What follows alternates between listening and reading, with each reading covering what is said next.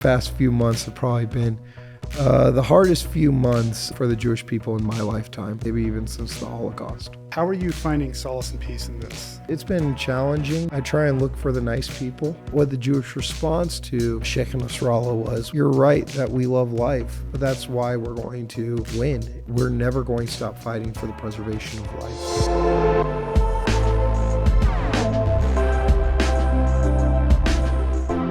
Rabbi Samuel Spector. That's me. I am so honored to be in the synagogue today with you. Thank you. Where you are the head rabbi, correct? Yeah, so they tell me.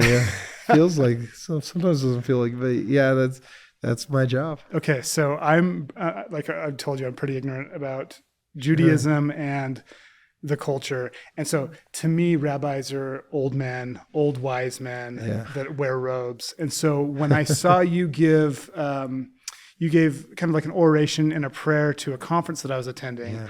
I thought, this is different. This is not the rabbi that I pictured in my mind. Sure. And so how old are you? I turn 36 next week, which is I'm excited about. That's a significant number in Judaism.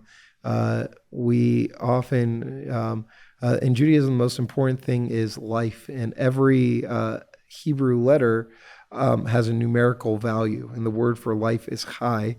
And the numerical value of the word chai is 18. So when you turn something that can be factored by 18, nomination of 18, it's supposed to be a really good lucky year. So 36 is supposed to be a lucky year. So I'm excited about that. I wish you all the luck. Thank you. And I'll just remind folks too that those really old rabbis, they were once young rabbis too, believe it or not. They're just not in the movies though. No, it's sad. We've had some movies and TV shows filmed here, and they say, "Oh, we need a rabbi. Would your rabbi come out?" They look at me and then they see one of my older congregants and they say, "Oh, we're going to go with that guy instead." So I have some of my congregants who are not rabbis but have played ones on TV because they look the part a little better than I do. But I try not to let it hurt my feelings because I know that there's going to be many years where I very much do feel the image and will very much miss no longer feeling the young rabbi. Oh, I love it. I'm interested in your family life. Yeah. Are you married? I am.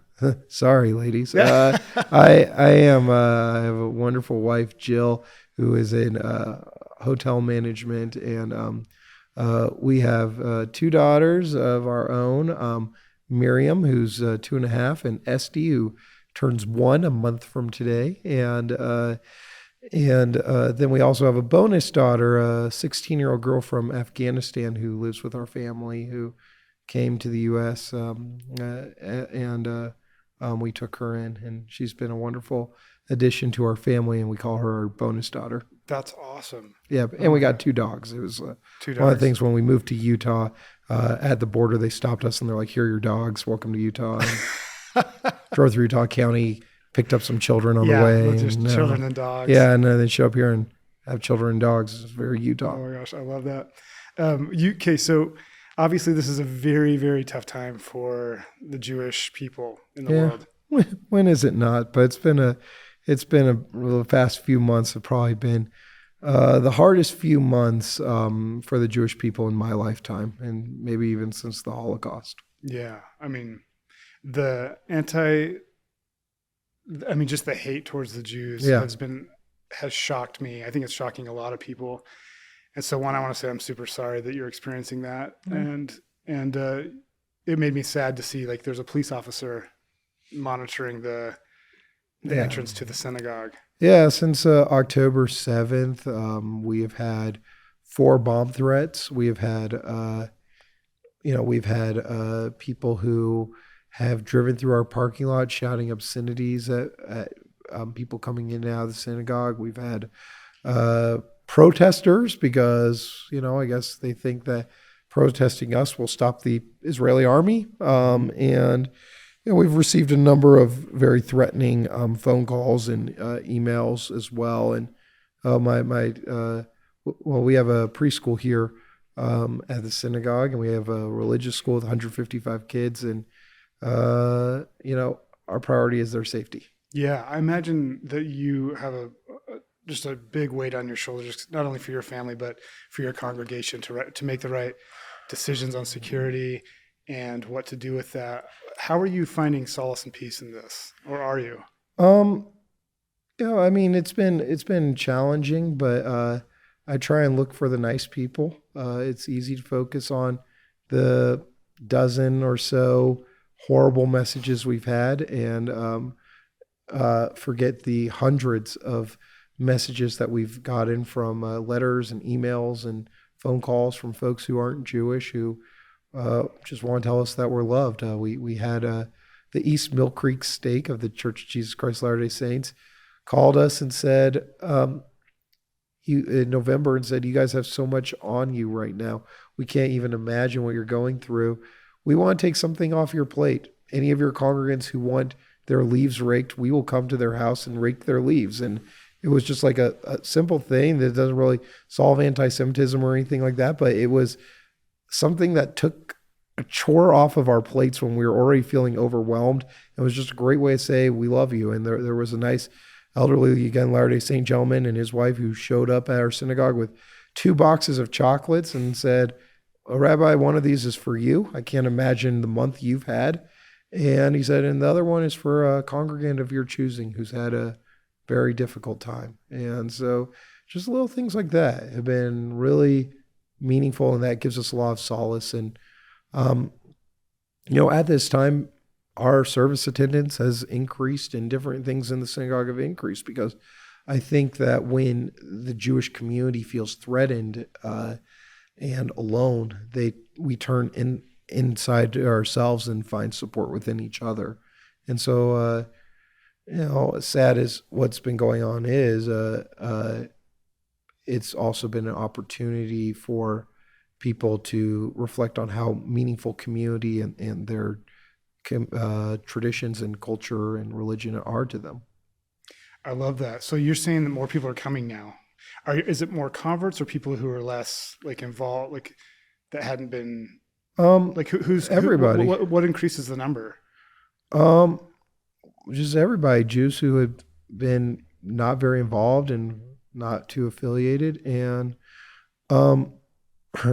also people who are interested in conversion, who've been thinking about it. Maybe it's been more on their mind. We had a woman who for 30-something years was married to a Jewish man and never felt a need to convert to Judaism.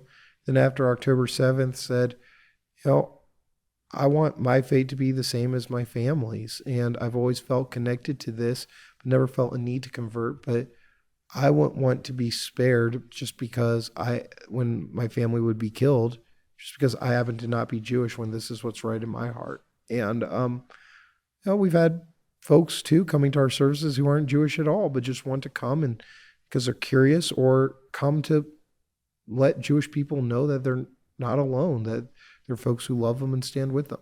That's beautiful. Mm-hmm. I love that. That's the woman who wanted to be the same religion as her husband, to be united as a family. I think that's beautiful. Yeah, I'm guessing too. For Latter-day Saints listening, it's a little different in Utah, where most folks are Latter-day Saints, or that's the dominant religion. But if you were a Latter-day Saint in an area where there weren't very many Latter-day Saints and the church came under attack, you have kind of 2 reactions. One might be like, oh, I'm going to stay away from the church. I'm going to get away from there because it's dangerous.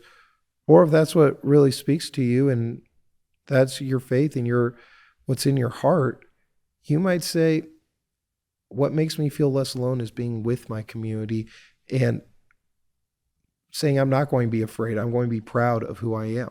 Mm-hmm. And it might actually increase your connection. Yeah, I can see that. I remember, for example, September 11th. Right. For a minute, we were all we're all Americans. 2 days, we were all totally united. For about an hour and a half. Yeah, exactly. Yeah. And so exactly. It was, I don't know if there was ever a day in any of our lives where we were more proud to be Americans than September 12th of 2001. So, point. I think that's, as hard as it is right now. And I've stopped asking my community, how are you doing? Because they're not doing well. I know the answer, but we've been able to find that supporting each other. That's beautiful. I want to go back to something you said at the beginning. You said Judaism is a religion of life. Is that what you said? Well, that life is the most important thing in Judaism. Certainly up there. Like, when we cheers, we say l'chaim. And so if you want to go grab a swig later, we can l'chaim a swig. Yeah, I know my friends drink here in Utah. But for us, so we have all these laws in Judaism. The most important one is preserving a life. So, like, for example, if you are starving to death and the only thing available for you to eat is pork, you're supposed to eat the pork. Or if you are, we're not supposed to use our phones on the Sabbath. But if somebody has a heart attack or something, I'm commanded to use my phone and to do everything I can to save their life. And we learned that we are supposed to live by the laws of the Torah and not die by them. We really don't have a tremendous focus on afterlife. We have a major focus on this life. And whatever comes after, we'll find out. But let's focus on being good people and preserving life and truthfully, too, like what the terrorists who try to annihilate the Jewish people say, like what Hassan Nasrallah, the head of Hezbollah, said was, we're going to defeat the Jews because we love death and they love life. And since we don't fear death, basically we're unstoppable. And what the Jewish response to Sheikh Nasrallah was, well, you're right and you're wrong. You're right that we love life, but that's why we're going to win, is because we're never going to stop fighting for the preservation of life. And saw that, this is part of the strategy of Hamas, and whomever is the current head of Hamas, Yahya Sinwar, he was released from multiple life sentences in an Israeli prison for murder about 12 years ago, when Israel exchanged about 1,100 terrorists in exchange for a random, at that point, 25-year-old, but when he'd been kidnapped, 19-year-old soldier who had been kidnapped. They said, we will give you over 1,000 terrorists in exchange for this one nobody. Wow. Because preserving life is that important to us. Wow. That's awesome. I had no idea that was the main tenet. I mean, I can see it with your faith and how you guys live your lives. I'm wondering, what, in your opinion, what are some of the most misunderstood aspects of Judaism? I think that there's a lot of misunderstandings about Judaism. What I would say is that the central message of the Torah is, that which is hateful to you, don't do unto another. And in Judaism, Latter-day Saints, you're a Latter-day Saint, so and also there's a lot of Christian listeners. It's not so Christianity. We'll talk about Christianity in general. Yeah. So Christianity in general is a universal religion. It teaches that and I'm speaking in very general terms about Christianity, but you all can correct me if I'm wrong, but there's a mission to preach the gospel and to share the gospel, spread the gospel, and that if anybody is welcome to accept the love of Jesus and be given eternal salvation through that love. Is that a fair statement? That's very fair. And it doesn't matter if they're white or black or Hispanic or male, female, good looking or not so good looking. You're not like, okay, we want 7s and above to become Christian, 6 and below, go talk to Rabbi Spector. Only hotties can become Christians. No, everybody is welcome. Yeah. And and no matter who you are, there is something in Christianity that will benefit you. Judaism, on the other hand, is a particularistic religion. We don't seek converts. It goes against our religion to do so. There's 17 million Latter-day Saints in the world when it's been around for 200 years. There's 15 million Jews in the world when we've been around 4,000 years. That's it? Yeah, exactly. That's shockingly low. And like, why? Is it that we're terrible at recruiting? We're like, hey, do you like bacon cheeseburgers? Well, how do you want to give that, give that up? It's and become Jewish. No, for us, we don't seek converts. Judaism is a family for us. And I can't knock on somebody's door and say, hey, do you want to join my family? Or they can't come to me and say, I want to join your family. Now, if somebody does want to become Jewish, they can come to me and say, I want to convert to Judaism. And my response is typically like, are you out of your mind? Again, I hear bacon cheeseburgers are amazing. And also like, have you ever read a history book? It usually does not end with, and then everything worked out solidly for the Jews. But if they really want to become Jewish, then I say, okay, we can start to study. And they have to study with me. I'd say my average student studies with me for 2 years before they can convert. And so I got one who's studying 7 years. Why so long? Is it the knowledge that's important? Is it their heart? The knowledge, but also their heart, and also knowing that this is who they are, and that they, we don't want somebody to convert and then say, oh, this isn't for me because I just didn't know enough. Or we don't want somebody to convert and then to say, somebody says, hey, what are you doing for Pesach? And they go, what's Pesach? And then they don't feel like the thing is like, why didn't I marry my wife after our first date? Because we needed to get to know each other, and we needed to make sure we had to learn about each other, and we had to make sure it was a good fit and that we would be a good family together. And that took a couple years for us to come to that conclusion and decide to get married. It's similar with Judaism. And, but with Christianity, like I said, it might be a universal religion, but then there's a particularistic God component to it. That according to John 3:16, for God so loved the world that they gave his one begotten Son, and whoever believes in him shall not perish, but be given life eternal. You must believe in Jesus to get all of the benefits of afterlife. Or in Latter-day Saints tradition, Joseph Smith said that each of the three kingdoms is each better than this life, but the celestial kingdom, that's the one with the best school districts. That's the one with the gated community. That's the best of the best. You got to be a Latter-day Saint to get there, and to be, sealed in the temple, giving your tithe, all that stuff. So that's a particularistic God.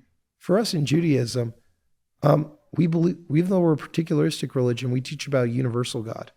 There's nothing that no perks in the afterlife that I get for being Jewish that you wouldn't get as a Christian. If we're both good people, we'll get the same benefits. And so that's the important thing for us. So what's the appeal of being Jewish in this life then? Because it seems like a very difficult road. You guys do not have it easy. I think the appeal is that it's a religion that is devoted to bringing light in the world and making the world a better place, and following traditions, and that it is not only an heirloom but a living fountain, and it's the oldest word and the newest word at the same time, and that we have a sense of community that is incomparable, and that at least for somebody like me who was born Jewish, that I'm continuing what my family has done for thousands of years. In a meaningful way. That is remarkable. And so, and also in this, it's another point of the things that people might have misconception is that, whereas you can convert to Judaism, we are an ethno-religion. We are both an ethnicity and a religion. And so... how does that work? Because like I talked to Danielle, who's a recent convert. Right. So... do you consider her racially Jew now? No. Explain that further then. Sure. So there is an ethnic genetic makeup to Ashkenazi Jews from Central Eastern Europe. Now, and indeed we have our own speech patterns, our own mannerisms, our own culture, our own genetic diseases. That's why if you take a DNA test, it might show that you're 14% Jewish. It's not going to say you're 17% Lutheran or 12% Episcopalian or, It'd be cool if it did that. What? It'd be cool if it did that. 4% Buddhist. You're like, where did that come from? No, But it might say that you're like 14% Jewish. And there is a genetic component to that. Now, for somebody who converts to Judaism, you can't change your DNA. But somebody who converts is as Jewish as somebody who's born Jewish, because it's kind of like if I adopt a child, I'm not going to go around and say, this is my adopted son. And this person's not going to say, this is my adopted dad. Yeah. I'm going to say, this is my son. This is my son's grandfather. This is my son's uncle. And it doesn't matter at that point if they're not biologically connected, they're still family. And that's what it means to be a convert, is maybe you aren't ethnically, racially Jewish, but you have been adopted into this family. And so what makes the ethnic religion component interesting and unique is that, to your Christian listeners, can you really be a Christian if you don't accept John 3:16, that God so loved the world that gave his one begotten son, and whoever believes in him shall not perish but be given life eternal? If Jesus is just a regular guy, if he's not the Son of God, and you just believe he's some dude, can you really be a Christian? What would you say? That negates the definition of Christianity. Exactly. Yeah. Or for Latter-day Saints, if you believe that Joseph Smith was, again, a guy who didn't really have the Book of Mormon revealed to him, was not really a prophet, but just said, how can I, get rich starting a new religion? Yeah. I'm going to write this my own book and claim I found it. If that's what you think, can you really be a Latter-day Saint? That's like the idea of being a Latter-day Saint, is that Joseph Smith was a prophet who had revealed to him a New Testament of Jesus. With Judaism, people ask me, how many gods do you believe in? And I'm like, well, one or less. It depends who you talk to. Because for us, we are less creedal in that way. And Judaism's more based on acts and also community and culture. And so there are people who come to our synagogue every week who believe in the values of Judaism, who say this has been my family for generations, and I'm not going to let it stop at me. But they maybe don't believe in God. That's interesting. Because, in all fairness, the 5 books of the Torah, God is very interventional with the people. Yeah. Do you view that symbolically or literally? And that might be a hard question to answer. It depends on so it's important to know that whatever I say is my opinion, sure. And we don't, that's another difference. A good thing to know about Jews is that unlike Catholicism that has the Pope, or the Latter-day Saints that have the prophet, we don't have a single person that can speak for Judaism. These are all just my opinions. There are Jews who take the Torah very literally, and everything that happened in the Torah is exactly as it happened. There are also Jews who take the Torah very seriously, but not literally. And let's take, for instance, the story of the Exodus from Egypt. Did it really occur? There are going to be people who say absolutely, and it occurred exactly as it happened in the Torah. There are going to be people out there who say there's no evidence outside of the Torah that this ever took place. And we're talking 1 million people immigrating, and the Egyptians kept fantastic records. There's no way this happened. I would take a different approach and say it did happen. Did it happen exactly as we read it in the Torah? Don't know about that. But have we had the experience as people of being in bondage, of being in a situation that you thought you couldn't get out of, whether it was a bad relationship, being in a town where you felt like you couldn't make something of yourself, being stuck in a bad job or something. We've all had those experiences of being in bondage where we go, you know what? Maybe I should just stay in bondage, because if I quit this job, then what if I don't get another one? If I leave this, relationship, what if I'm alone forever? It's not great, but you know what? At least I know what to expect. And then having that moment of saying, but I believe that tomorrow has the potential to be better than today, and making that courageous leap to leave your Egypt. Right. And then maybe you don't find yourself right away in the promised land. You find yourself wandering in the wilderness for 40 years.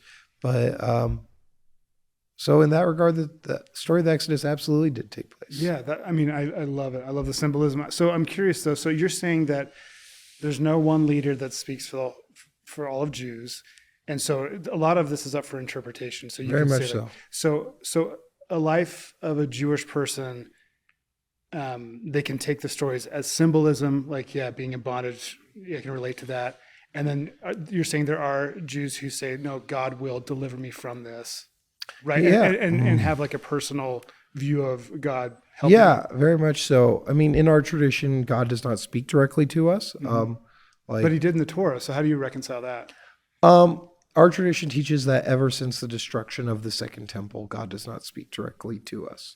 Is that Solomon's temple? When was that? No, that would be, so Solomon's temple was destroyed in 586 BC. Okay. When is the second one? Second temple was destroyed by the Romans in 70 CE.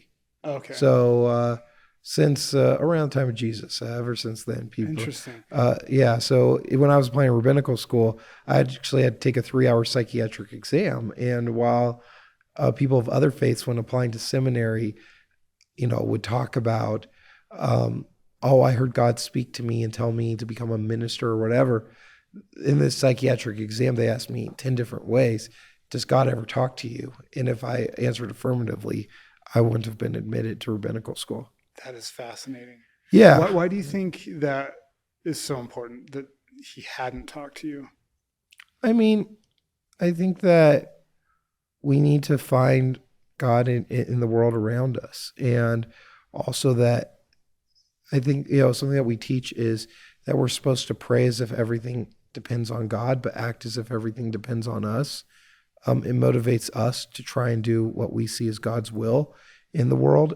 Now, that's always subject to interpretation. There's an actual Jewish teaching that says that when two Jews are arguing over the sake of Scripture, that's when the divine presence of God sits between them. So I have a bit of a challenging job because my congregants are actually commanded to argue with me and disagree with me and things like that. So, but that's how we grow. That's how we learn. And I totally agree.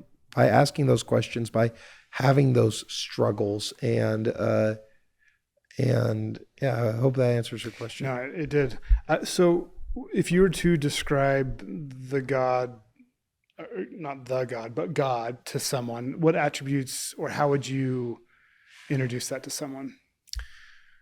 For me, like I said, everybody's relationship with God's different. For me, I often ask people first when they tell me they don't believe in God to tell me about the God they don't believe in. And they'll often say, well, I don't believe that there's a white dude in the sky with gray hair that is judging us. I'm like, cool, I don't believe that either. Then I ask people, what do you believe in? And they say, well, I believe in the interconnectedness of people. I'm like, so do I. And I call that God. Yeah. Like, so for example, if I see a homeless person on the street, particularly a homeless man on the street, who is asking for money or food or something, biologically speaking, I should not help him. We're not at risk of going extinct as people right now. And as a fellow man, that guy is a competitor of mine for resources, for shelter, for food, and for offspring as well. And he could have offspring that then are competitors with my offspring. And it actually benefits me and my offspring if that guy dies. So why should I help him, let alone give him my money? Mm-hmm. But I do help him. And it doesn't have to make a lot of scientific sense. What it is that I can connect with the pain that person's probably going through, the fear that they might be going through, the struggles that they're going through, and recognizing that this is somebody's child, that this is somebody's brother, this is somebody's son, this is a person who is creating God's image and likeness. And that compels me to want to help that person. Even though scientifically and biologically, it makes absolutely no sense for me to do so, I'm still going to. And to me, that's the idea of God. Mm-hmm. That is the idea of God for me. And I think that God doesn't necessarily intervene so much in all of our stuff, because there are people who say, oh, I got in a horrible car accident and I only broke my leg. God was clearly watching out for me. And I'm like, well, does that mean God was not watching out for the person that got killed in a car accident? Does that mean that God was watching out for me more so? Because I didn't get into a car accident. My legs aren't broken. So yeah. I think that where God comes in, though, is that we can turn our prayers to God when we recognize that our actual world differs from our idealistic world, and ask God to give us strength, to give us hope, to give us courage, to help us come to the right conclusion that can help make the world where we can be partners with God in the ongoing process of creation to make our world a holier place. Amen. That's beautiful. Thank you. Oh, I love that. I've learned so much today. I'm so glad I came, and I'm so grateful for your time. I want to give you the last word, whatever you'd want to, final message that you'd want to say, anything that's near and dear to your heart. Sure. Yeah, I'd love to hear it. So what I'd say is that I think Judaism's greatest contribution to the world was that prior to Judaism, really only pharaohs and kings and high priests or whatever were holy people. By the way, this was the great appeal of Christianity, I think, is that in Europe, people who were part of the Roman religion or whatever, they would say, oh, there's only one person on earth who's God, and that is the Caesar. And then when he dies, he will go and be a god. And we're going to be poor and miserable for 50 years, then we'll die and nothing great will happen after that. And what Christianity said basically was that, okay, maybe you'll be poor, miserable 50, 60 years, but then you can spend eternity having a wonderful life and being like a king.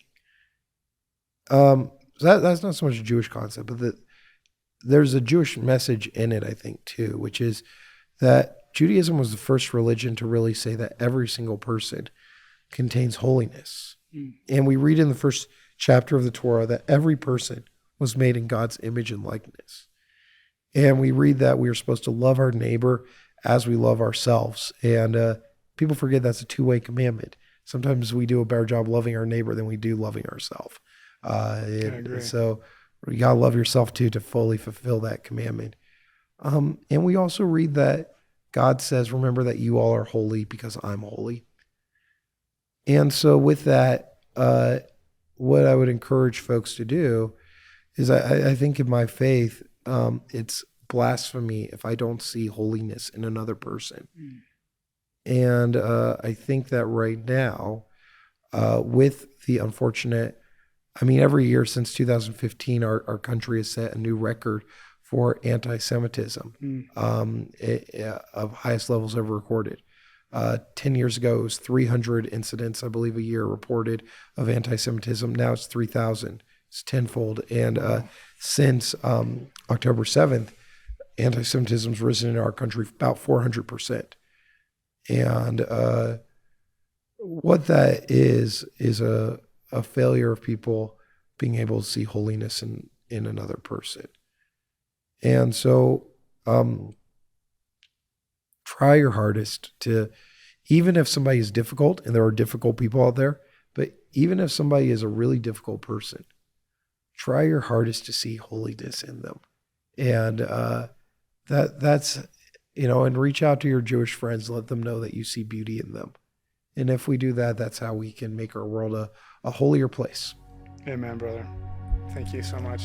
Absolutely. Thank you. If you like this episode, make sure you subscribe. And if you're looking for more ways to include God throughout your day, check out some of my recent music I created in partnership with Skylight. Link in the description.